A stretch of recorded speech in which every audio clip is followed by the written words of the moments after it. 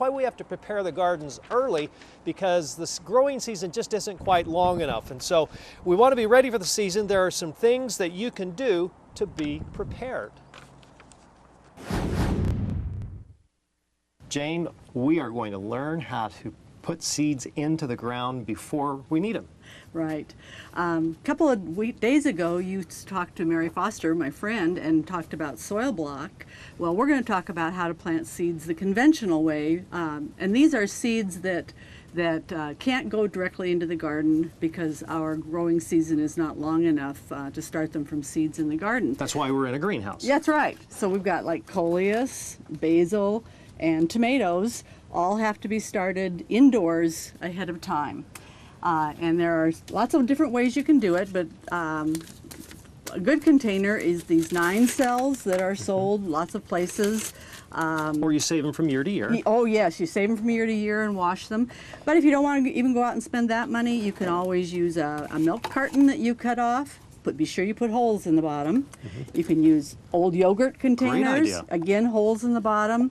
A lot of people like to use the plastic containers that, like lettuce comes in, or sometimes you even go to a drive-through and you get these with your sandwich in them. Okay. But they need to have holes in the bottom and they need to be clear. So show us what you do in order to get these starts. Okay, so you need to use a commercial seed starting mix.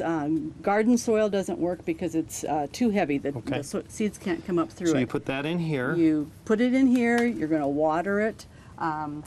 And a good way to do it is to use a 3x5 index card and a pencil. You just take your seeds and sprinkle them in the index card, and then you can hold it over the container and just tap it, and that way you don't get, especially with small seeds, you don't get so many in the wrong place. Or you can just use your finger and tap it. Now you have this little acronym, HOWL. What does that mean? Well, all seeds need 4 things in the right amounts. They need heat, oxygen, water, and light. And the best way to find out what your seeds need is to read the back of the package, because not all seeds need the same amount of those things. Some seeds like darkness, some seeds they say don't cover. So you want to read the back of the package to figure out what they need. The other thing, after you've planted your seeds, they need to be covered until they come up. If you're using something like this, you can just use a piece of saran wrap or plastic wrap and cover them up. They just need to be where they're going to get some heat, like the top of your refrigerator. They need to have the right amount of water, right amount of light, and the right amount of oxygen. So don't smash them down. Howl, just like children do. Howl. Yep. And they're like babies. They need to be taken care of daily.